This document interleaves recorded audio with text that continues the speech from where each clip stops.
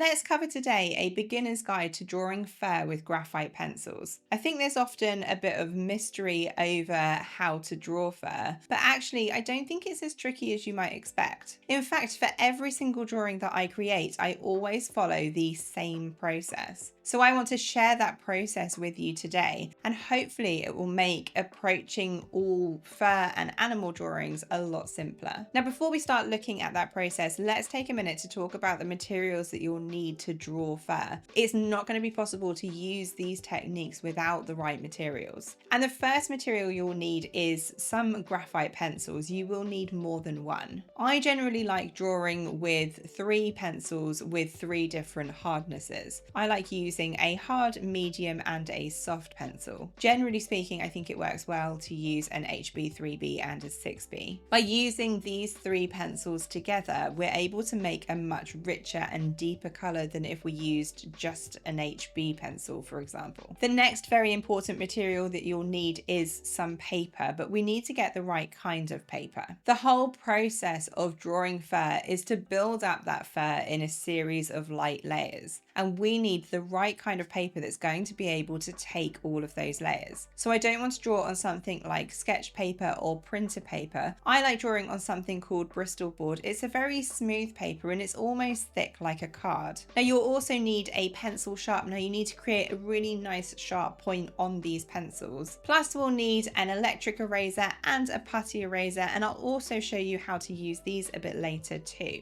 And some tissue, and you'll see later how we're going to use this. Now the final thing that you'll need is some way of looking at a reference photo. So whenever I'm drawing fur, I always work from a reference, because you'll often find fur goes in all sorts of random directions. If I want this to look as realistic as possible, I do want to work from a reference so I can see those directions. Now I like using my iPad to look at this reference photo. I particularly like that I can zoom in to see all of the details, but you don't need an iPad for this. You can always print out the reference. Now those are the materials that you need to draw fur. Let's think about the really core techniques that I use in every single fur drawing. And before we go through that, if you're finding this video helpful, please do give it a like, and don't forget to click the subscribe and the notify bell to be notified about new videos. Now the main technique that I use in every single one of my graphite fur drawings is layering. And the most important thing to master is the different pencil motions. We're going to need to do a mixture of putting the pencil down really smoothly and making fur motions. So first up, to put the pencil down as smoothly as possible, you'll hear me talk a lot about circular motions. So rather than just scribbling back and forth with the pencil, if I work in a series of little circle or oval motions, the pencil goes down in a much smoother and more consistent way. This isn't necessarily something you would expect to need when drawing fur, but it is absolutely crucial for building up this nice soft fur. Now it's also worth practicing something that I call flicking motions. This is where you gently brush your pencil against the paper to make some little flicks. You can make longer flicks when we're drawing longer fur, or shorter flicks for shorter fur. And again, this forms the whole basis of drawing this fur. So let's now go through those steps that I always use for drawing fur. And I can show you how to apply these steps by drawing this very sweet, sleepy kitten. Now, before we do this, if you want to go through this with me in a lot more detail, I do have a full course available on my website. I go through all of the points in this video, but in a lot more detail. And we go through the whole kitten in a nice step-by-step process. In fact, I have not only this course, but loads of other tutorials covering a whole host of different subject matters. For every single one of these tutorials, I include really in-depth instructions, all of the real-time footage, details of all of the materials that I'm using, sketch outlines, both light sketch outlines if you want to print that sketch directly onto your drawing paper, and darker sketch outlines if you want to trace. And I include the reference photo.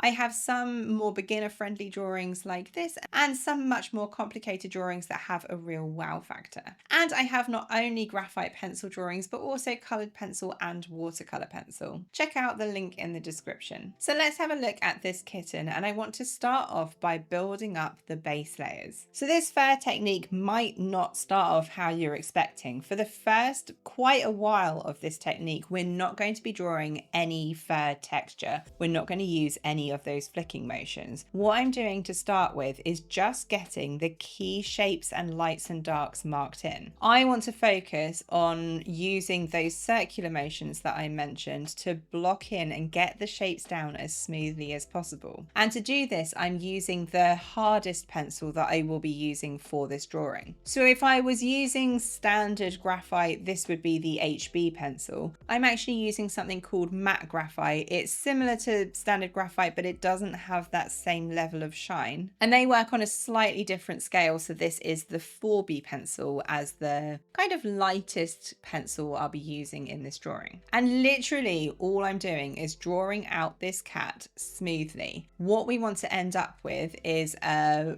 blocked in series of shapes that we can then build off of. Now, the most important thing here is that I am pressing nice and lightly. I don't want to be pressing hard with the pencil. We're going to need to build up, as I said, a lot of layers on top of this. So you'll see that I'm not holding the pencil really close to the tip. I'm holding it a little bit further back. And what this does is stops me from being able to press too hard. It means that the pencil is going to go down much lighter, and it will enable me to build all of these other pencils over the top. And all I'm doing, I like to generally start at the head and work my way down the body. So I'm starting on the right hand side and I'm working my way towards the left to work down this kitten's body. And I think it's always helpful to block in these as a series of shapes rather than focusing on drawing a kitten. I'm just drawing a series of light patches and dark patches and trying to get things in roughly the right shape. And actually quite quickly, it does look like a kitten, but obviously we don't have any sort of fur texture. It's not exactly looking realistic. Once I've blocked in all of these initial shapes with this hardest pencil, what I then want to do is blend. And this is where that tissue comes in. So what I want to do is wrap the tissue around my finger, and then I'm going to work in circular motions here as well to smooth everything out. So what this is going to do is remove all of the scratchiness that I have in the drawing, give me what will still look like a kitten, but a more smudged kind of blurry kitten. But it does mean that we've got the general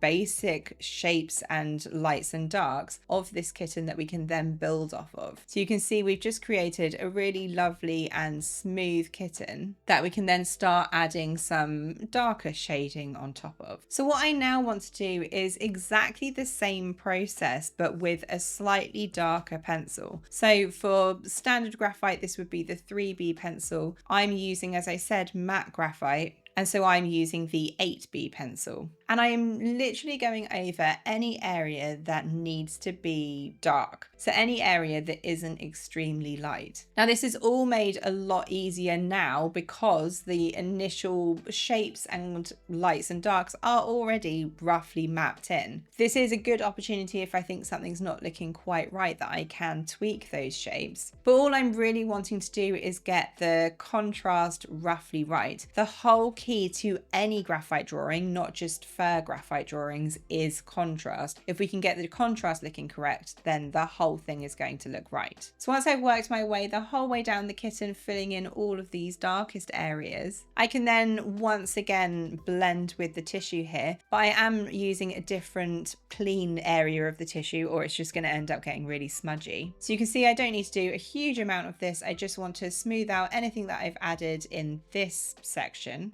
And then it's at this point that I can use this same pencil to start adding in the fur texture. Now there's a few things that particularly need to be focused on here. First up, you'll notice that my pencil is really nice and sharp. If I don't work with a sharp pencil, I'm going to end up making some really thick, horrible, scratchy marks. I want this to be really nice, soft marks that I can build up. I also am particularly looking at the reference photo and really focusing on a few different things about about the fur. So first up, I want to be looking at the direction of the fur. It doesn't all go from the top of the cat to the bottom of the cat in a clear line. Around the eyes, it's generally heading towards the ear. On the top of the head, it's heading towards the back of the head. It's going in all sorts of different directions, and I need to focus on those directions and make flicks following those directions. Now, as well as that, I also want to be really paying attention to the length of the fur. As I mentioned earlier, we need to be making longer flicks for longer fur and shorter flicks for shorter fur. So there's much shorter fur around the eyes and around the mouth, and it gets generally longer on the cat's head, and it's much longer, fluffier fur on the body. I also want to be thinking about how dense the fur is. So if I've got an area of particularly thick fur, I need to make more flicks that are closer together. If there's an area with more sparse fur, I need to make less flicks. And I want to work my way around the cat's body, bearing all of that in mind. So you can see here I'm going along the edge of the cat. As I mentioned, on the body, there's generally longer fur along here. So I can make flicks going all down the cat's body. It's so important to get a really lovely soft edge to the kitten. And then I can start working on the body itself. Once I'm happy that I've got all of the fur texture then built up on the body, I can then once again go back to my tissue, and I want to smooth out all of this fur texture, which is going to help it look a lot softer and fluffier. But you'll see this time I'm not going in circular motions. I'm almost making similar little flicks with the tissue to what I was doing with the pencil. So just making little flicks over all of this to just smooth out that fur. I think it just looks scratchy if you don't blend it a little bit. I do find that I frequently need to change to a clean area of tissue though, or as I said before, it gets a bit smudgy. And then let's do the exact same thing again, but with the darkest pencil, so the softest pencil. This, if I was using standard graphite, would be the 6B pencil, or here it is the 12B matte graphite pencil. And I'm going to do exactly the same process to what I just did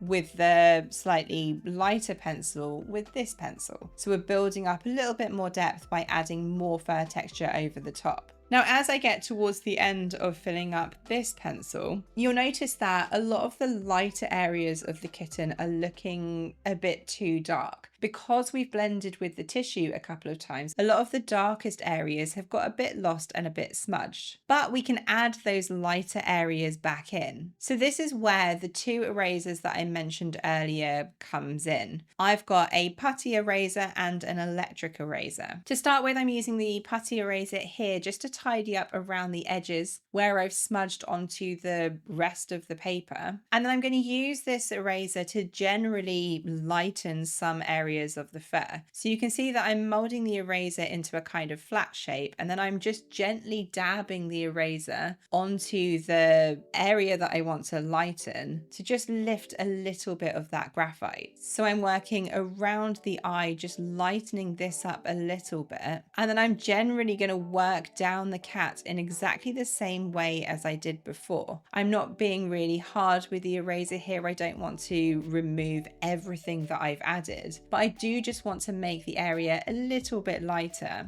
And you'll see that I remold and reshape the eraser after every section, just to keep it nice and clean. Once I'm happy with all of the light areas that I've added in with the putty eraser, I also want to use the electric eraser to add in any fine details of fur. Now, the electric eraser is very, very good at adding in lots of details and more precise and sharp, I guess, edges to erased areas. So this is very good for adding in some of the lighter hairs on the ear around here, for example, and for adding in whiskers on the face. You can see how you can add in that extra little bit of detail. So I can work around the cat, adding these lighter areas back in anywhere where I think it's looking a little bit too dark, or where I think we should have some lighter details. And then the final step is to go back to that darkest pencil and go back over everything, but this time I don't want to add in any more flicking motions. I now want to be using those circular motions to just tweak any area that needs to be made darker or to generally smooth out the fur. You'll actually notice that on fur, you can't necessarily see huge amounts of detail. You want to have the idea of fur, particularly around the edge, but it also needs to be smoothed out if we want it to look fluffy. So after adding in any final areas that I think needs some extra shading, that is the end of the drawing. So that is the process that I always use when drawing fur. We're focusing on building up all of the different layers of pencil rather than just going straight in and adding in loads of fur texture. Now, as I said, if you want to go through this with me in a lot more detail, I do have a full course on my website. And if you found this video helpful, please do click the like button. Happy drawing, guys, and I'll see you in the next one.